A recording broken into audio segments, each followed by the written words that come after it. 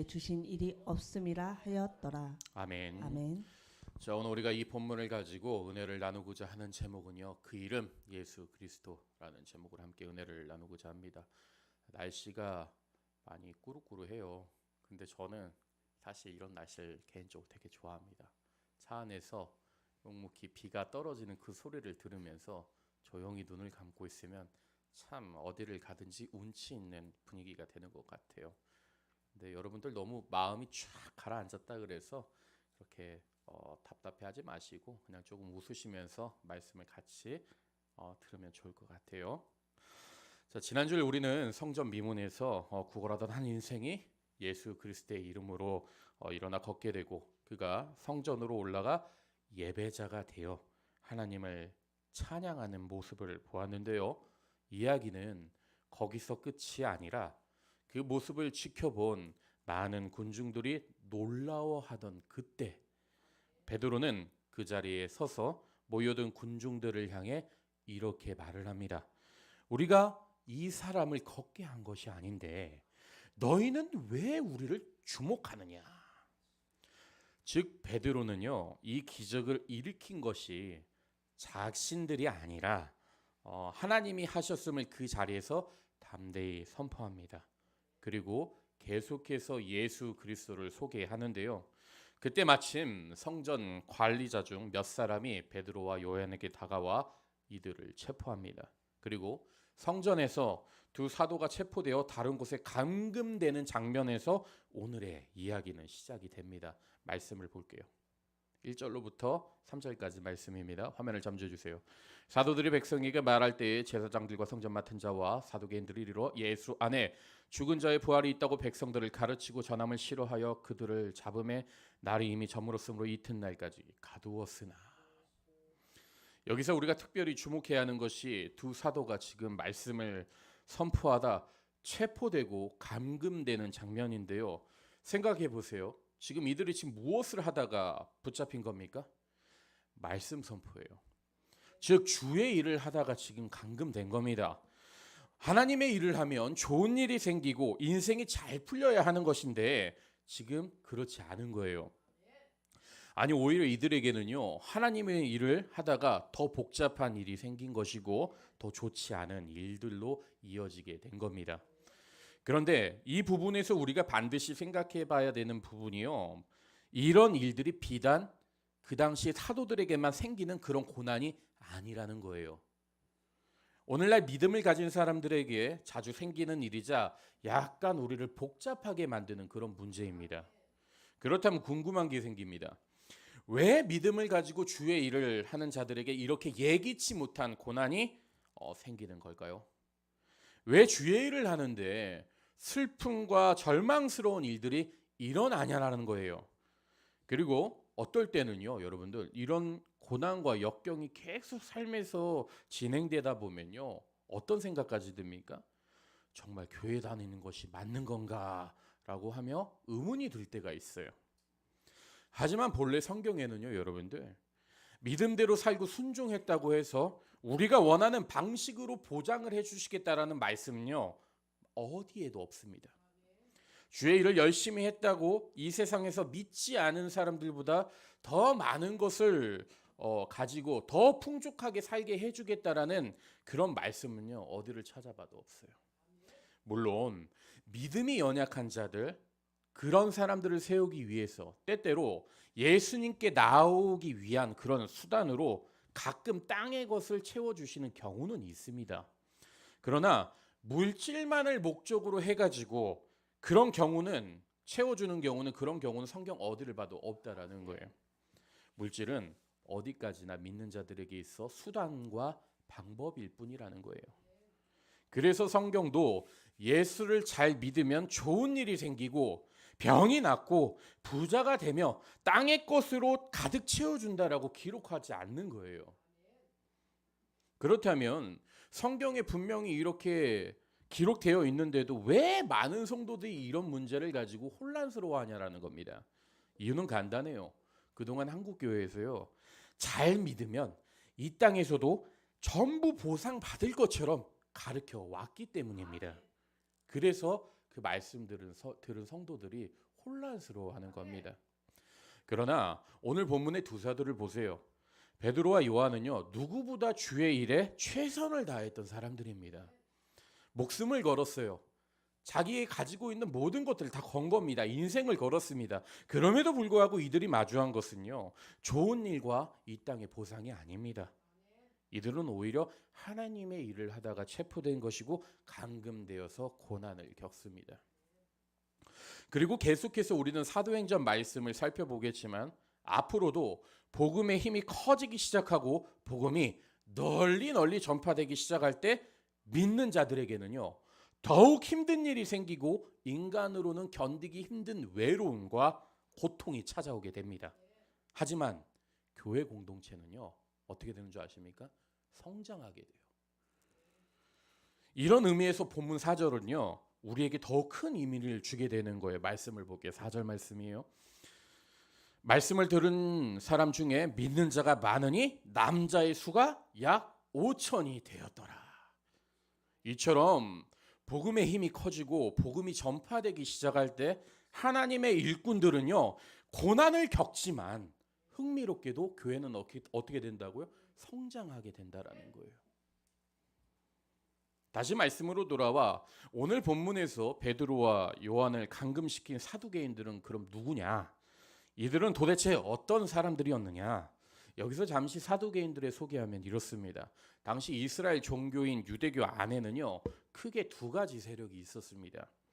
먼저 바리새파와 사두개파였는데요. 여기서 바리새파는 그 정치적인 색채도 그렇지만 종교적인 입장에서 아주 보수적인 입장을 취했던 사람들입니다. 반면 사두개파 사람들은 정치와 결탁한 현실주의자적인 사람들이었죠. 그래서일까요? 사두개파가 현실에 많은 관심을 갖고 있었는지는 몰라도 이들은요, 로마 정부와도 굉장히 친밀한 관계를 유지했습니다. 그리고 그 로마 정부의 권력을요, 적절히 잘 이용하던 그런 사람들이었죠. 그 덕분에 사두개인들은요, 돈도 굉장히 많았고요, 정치적으로 높은 자리에 올라간 사람들도 굉장히 많았습니다. 그리고 이런 돈과 권력 때문에 사두개파는요, 유대교 안에서도 기득권 세력으로 금방 자리를 잡을 수 있었던 겁니다. 뿐만 아닙니다. 제가 방금 사두개파 사람들은 지극히 현실주의자라고 지금 말씀을 드렸잖아요. 이들은요, 이스라엘 백성들의 상황과 입맛에 맞게끔 종교적 입장을 바꿔가던 사람들이었어요. 그래서 백성들에게도 어떤 거예요? 굉장히 많은 지지를 받았던 겁니다. 그러니 종합적으로 사두개파는요, 이스라엘 안에서 꽤나 인정받고 안정된 그런 계파였다고 볼 수 있습니다. 그런데 언제부터인가 이들의 눈에 거슬리는 일들이 생기기 시작했던 거예요. 갑자기 한 낯선 청년인 예수를 중심으로 그 세력이 점점 늘어나기 시작하더니 그 청년이 십자가에 죽었는데도 그 세력이 없어지지 않고 점점 늘어나며 급기야는 예루살렘에 이상한 소문이 돌기 시작했던 겁니다. 그러더니 날이 갈수록 수천 명이 모이고 세력이 점점 더 커져갔던 것이죠. 그러니 당시 유대교의 기득권이었던 바리새파와 사두개파 입장에서는 얼마나 좌불안석이었겠습니까? 불안했던 거예요. 그래서 호시탐탐 저들을 어떻게 해볼까 기회를 노리고 있었는데 마침내 이들에게 기회가 찾아온 겁니다. 성전 미문에 앉아있던 안진뱅이가 일어나자 성전을 관리하던 사람들을 시켜 베드로와 요한을 체포하고 만 것이죠. 그리고 계속해서 말씀드렸지만 사두개인들은 지극히 현실주의자예요. 그렇기 때문에 사도들이 전하는 그 자리에서 성전에서 전하는 설교 말씀들이 이들의 귀에는 전혀 들리지 않았고요. 두 눈으로 안진뱅이가 일어난 사건을 보아도 이들은 놀라거나 관심을 가지지 않았습니다. 이들은 오로지 자신들에게 득이 되느냐, 손해를 끼치느냐가 중요했던 거예요. 온전히 자기들의 이익 중심된 것에만 관심을 가지고 있었어요. 그래서 아무런 잘못도 없는 베드로와 요한을 체포하여 가두게 된 겁니다. 그런데요, 이 지점에서 우리가 주목해야 하는 것이 이런 사두개인들의 특징이 비단 그들에게만 있었던 모습이 아니라는 거예요. 정작 오늘날 교회에서도 이런 모습들이 드러납니다. 교회가 현실적인 가치를 더욱 중요하게 여기는 것이죠. 본래 예수님을 잘 믿으면 믿을수록 뭐를 해야 돼요? 손해를 봐야 하는 것이 맞는데 교회가 손해되는 일이면 그 어떤 일도 하지를 않습니다. 교회가 세상에 손해보며 빛과 소금의 역할을 감당해야 하는데 손해가 되는 것을 알면 절대로 그 일을 하지 않습니다. 대표적인 경우가 뭐냐? 주일학교 사역이에요. 요즘 그 어떤 교회도 아이들에게 베푸려고 하지 않습니다. 다음 세대들을 길러내야 된다고 계속 말은 해요. 그리고 자꾸 그걸 중요하다듯이 앞에서 퍼포먼스를 합니다. 그러나 말로만 할 뿐이지 현실적인 계산기를 두드리면서 아이들을 돌보려고 하지 않습니다. 그러나 신앙은 본래 손해를 보며 고난을 감당하기 시작할 때요 성숙해지는 거예요. 그래서 시편 기자도 이렇게 고백합니다. 시편 119편 71절 말씀 화면을 점지해 주세요. 고난당한 것이 내게 유익이라 이로 말미암아 내가 주의 율례들을 배우게 되었나이다. 이처럼 고난은 신앙에 있어 많은 유익을 줍니다. 하지만 안타깝게도 오늘날 교회는 많이 무기력해졌습니다. 교회가 세상의 가치를 따라가서인지는 몰라도 교회가 그 세상에서 그 본연의 역할을 잘 감당하지 못하는 것 같습니다. 그러나 분명한 것은 교회가 손해를 감당하고 말씀을 통해 고난을 받기 시작할 때 그 복음의 본질은요 더욱더 강해질 것입니다. 다시 말씀으로 돌아와 성전에서 이 두 사도는 감금되어 있다. 그 다음날 종교 지도자들에게 의해 재판을 받게 됩니다. 그리고 이 사도들을 신문하는 그 자리에 과거 예수님을 죽인 종교 지도자들이 등장하는데요. 본문 5절에서 6절 말씀을 한번 보도록 할게요. 화면을 보세요. 이튿날 관리들과 장로들과 서기관들이 예루살렘에 모였는데 뭐라고요? 대제사장 안나스와 가야바와 요한과 알렉산더 및 대제사장의 문중이 다 참여하여. 이처럼 예수님을 십자가에 못 박아 죽인 사람들이 다시 한 자리에 모이게 됩니다. 그리고 예수님을 신문하던 종교 지도자들이 전부 모인 곳으로 모아 지금 이 자리 역시 예수님을 죽이려고 하던 그날처럼 산헤들린 공의회가 소집된 것으로 볼 수 있습니다. 그리고 최고 권력자들이 베드로와 요한을 신문하면서 이들에게 이렇게 묻는데요. 계속해서 7절 말씀을 볼게요. 화면을 점져주세요. 사도들을 가운데 세우고 묻되 너희가 무슨 권세와 누구의 이름으로 이 일을 행하였느냐. 여기서 우리가 특별히 주목해야 되는 것이 지금 종교 지도자들이 베드로와 요한에게 묻는 두 가지 질문인데요. 먼저는요. 너희가 무슨 권세로 그리고 둘째로 누구의 이름으로 하고 있느냐라는 거예요. 그렇다면 종교 지도자들이 이 지금 두 사도들에게 왜 이렇게 질문을 한 것이냐? 그 이유는 이렇습니다. 당시 유대교 안에는요. 하나님 외에 다른 이름을 부르면서 기적이나 이적을 행하면 안 됐습니다. 왜냐하면 종교적인 차원에서 이름을 부르는 것은요. 곧 부적과 같은 효과가 있고 어떤 주술적인 그런 행위로 작용했기 때문입니다. 그래서 유대교 안에서 하나님 이름 외에 다른 이름으로 어떤 일을 행하게 되면요. 모조리 이단으로 규정이 됐던 거예요. 따라서 종교 지도자들이 묻는 이 두 가지 질문은요. 종합적으로 보면 사도들을 이단으로 규정을 한 뒤 이들을 철저히 죽이려고 그런 음모가 담긴 질문이었던 거예요. 그래서 베드로와 요한에게 너희가 무슨 권세와 누구의 이름으로 이런 일을 행하느냐라고 물었던 겁니다. 또한 여기서 흥미로운 것이요. 여러분들 서양 속담 중에요. 역사는 반복된다라는 말이 있잖아요. 지금 베드로가 신문받는 곳이 어딘지 아십니까? 놀랍게도 과거 자신이 예수님을 3번 부인하던 장소, 즉 가야바의 뜰 아니에요. 다시 말해 베드로는요. 지금 예수님의 수제자로서 부끄럽고 상처만 남은 그 현장에 다시 끌려와서 예수님처럼 종교 지도자들에게 지금 신문을 받고 있는 겁니다. 그런데 이제는 베드로의 분위기가 지금 어떻습니까? 다른 거예요. 달라진 사람처럼 보이는 거예요. 어린 여자아이 앞에서 예수님을 3번이나 부인하며 저주했던 도망갔던 그 베드로가 아니에요. 성령 충만한 사람이 되어서 그 자리에 서 있는 겁니다. 그리고 그들을 향해 이렇게 증언합니다. 본문 8절에서 10절 말씀이에요.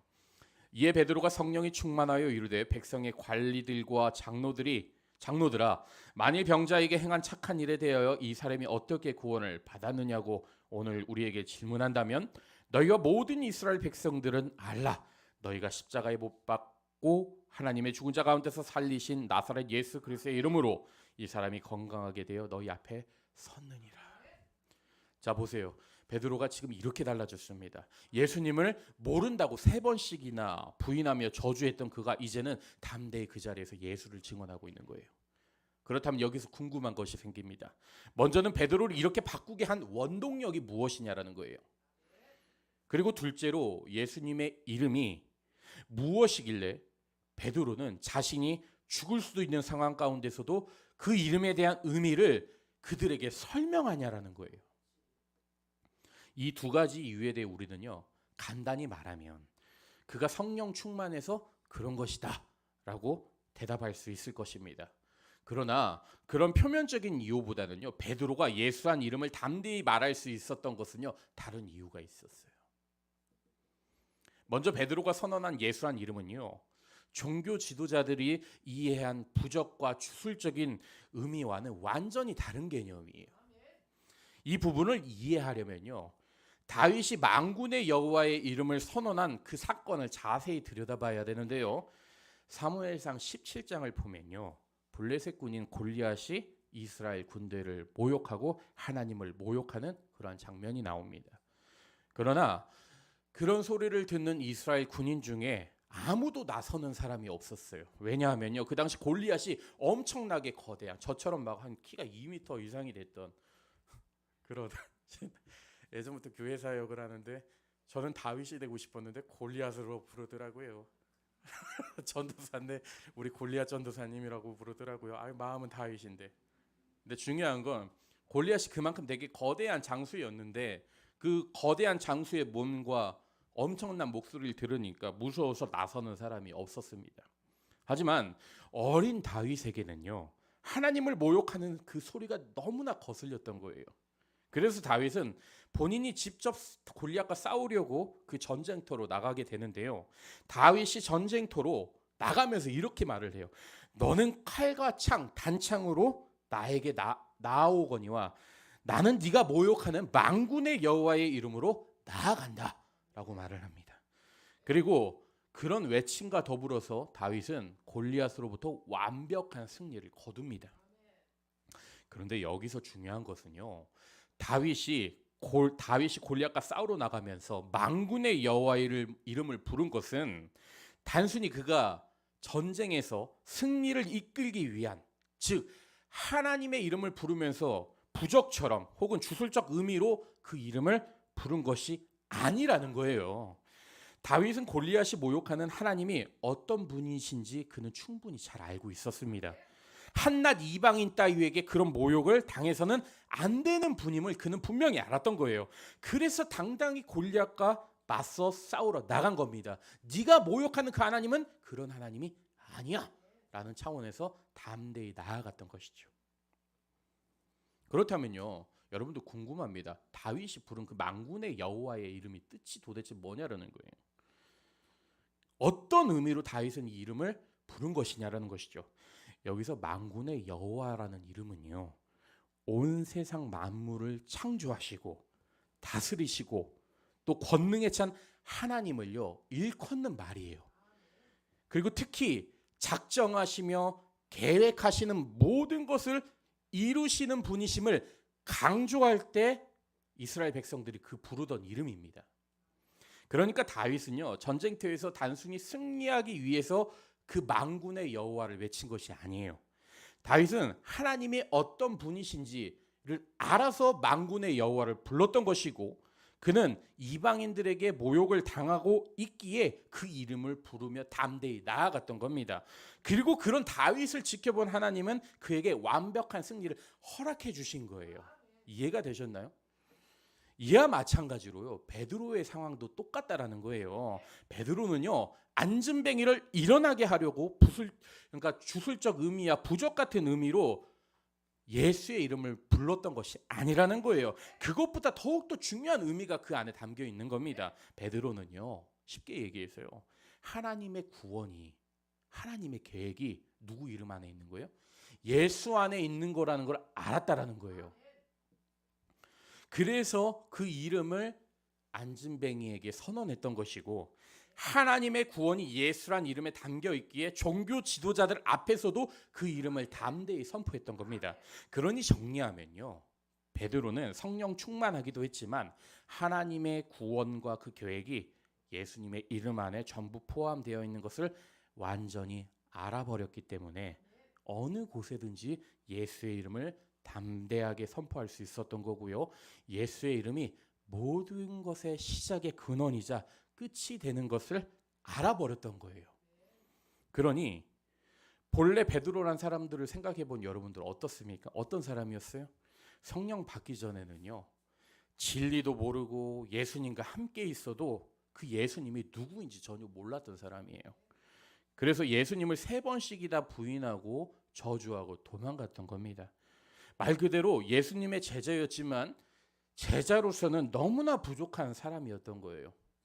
그런데 성령이 임하니 베드로에게도요, 뭐가 보이기 시작한 거예요? 진리가 보이기 시작했던 거예요. 하나님의 구원의 계획과 하나님의 큰 계획이 예수의 이름 안에 있다라는 것을 깨닫게 되고, 이 세상이 어떻게 시작된 것인지, 왜 시작이 된 것인지, 그리고 어떻게 끝날 것인지를 그는요, 전부 알게 된 거예요. 이렇게 모든 것을 알게 되니 베드로에게서 여러분들 어떤 행동이 나오겠습니까? 예수님 말고는요, 이 세상에 무서운 게 없는 거예요. 그래서 그는 종교 지도자를 향해 이렇게까지 말할 수 있었던 겁니다. 말씀을 볼게요. 본문 11절에서 12절 말씀이요. 이 예수는 너희 건축자들의 버린 돌로서 집 모퉁이의 머릿돌이 되었느니라. 다른 이로서는 구원을 받을 수 없나니 천하 사람 중에 구원을 받을 만한 다른 이름을 우리에게 주신 일이 없음이라 하였더라. 이처럼 베드로는요, 진리를 알았기에, 시작과 끝을 알았기에 이제는 세상에서 무섭고 두려운 것이 없게 됩니다. 그래서 그는 자신의 목숨이 위태로운 상황 가운데서도 종교 지도자들 앞에서 다른 이로서는 구원받을 수 없다라고 당당히 말할 수 있던 겁니다. 사랑하는 여러분, 우리도 마찬가지로 베드로와 같이 진리의 말씀을 알고 결과를 아는 사람들이에요. 그러니 우리 역시 세상을 향해서 그 어떤 일이 생겨도 결코 두려워할 필요가 없습니다. 우리들은요, 궁극적으로 예수 그리스도를 통해 승리가 보장된 인생들입니다. 이런 내용들이 다 어디에 기록되어 있는 것이냐? 성경 전체에 기록이 되어 있는 거예요. 그리고 베드로 역시 성령을 통해 이런 사실들과 진리들을 확증하였기에 목숨이 위태로운 상황 가운데서도 예수님을 담대히 선포할 수 있었던 겁니다. 저는 이 시간 여러분들의 삶 가운데서도 베드로와 같이 예수님의 이름을 성령을 통해 확증하는 시간이 됐으면 좋겠습니다. 그래서 어떤 상황 가운데서도 담대히 예수의 이름을 선포하며 날마다 승리의 삶을 살아갈 수 있게 되기를 간절히 소망합니다. 자, 이제 말씀을 정리하고 싶습니다. 성전에서 베드로와 요한이 예수 그리스도의 부활을 증언할 때 제사장들과 사두개인들이, 성전 맡은 자들이 함께 우르르 몰려옵니다. 그리고 더 이상 예수 그리스도의 부활을 전하지 못하도록 무력을 쓰면서 막아서며 다음 날까지 그들을 가두어 버립니다. 그리고 나서 그 이튿날 베드로와 요한을 신문하기 위해 산헤드린 공회가 열리며 종교 지도자들이 한 자리에 모이게 되는데요. 여기서 흥미로운 것은 운명의 장난인지는 몰라도 지난날 예수님이 신문 받았던 그 가야바의 뜰에서 이번엔 베드로와 요한이 신문을 받게 된 것이죠. 그러나 지금의 베드로는요, 그때 예수님을 3번 부인하던 그 베드로가 아닙니다. 성령 충만함으로 진리를 깨달은 사람입니다. 그래서일까요? 살기 등등한 종교 지도자들 앞에서 그는요, 담대히 복음을 전파하는데요. 자신이 신문을 받는 과정에서 이 세상의 구원을 얻을 수 있는 길은 오직 예수 그리스도의 이름밖에 없다라고 외치게 됩니다. 사랑하는 여러분, 예수라는 이름 안에는요, 하나님의 경륜과 하나님의 구원과 하나님의 계획이 있습니다. 그래서 여러분들 항상 우리가 기도 끝에 뭐라고 외칩니까? 예수님의 이름으로 기도합니다 라고 외치는 거예요. 여러분들 그 이름 안에는요 완벽한 승리가 보장되어 있습니다. 이것을요 베드로가 확실히 알았던 거예요. 그래서 목숨이 위태로운 상황 가운데서도 담대히 예수님을 선포할 수 있었던 겁니다. 저는요 여러분들이 이 시간 베드로의 그 담대함, 선포의 담대함이 여러분들의 삶 가운데서도 반드시 있었으면 좋겠습니다. 여러분들의 입술로 이 세상 가운데 예수의 이름을 날마다 선포하였으면 좋겠습니다. 그리하여 여러분들 세월은 흘러가잖아요. 그리고 그 세월이 우리에게 계속 다가오면서 우리의 주름도 늘게 하고 또 죽음이라는 고통은 더욱더 우리에게 다가오는데 그 가운데 세상 속에서 전혀 두려워하지 않고 하나님의 은혜를 만끽하며 예수의 이름으로 기쁨으로 살아갈 수 있는 여러분들 되실 수 있기를 이 시간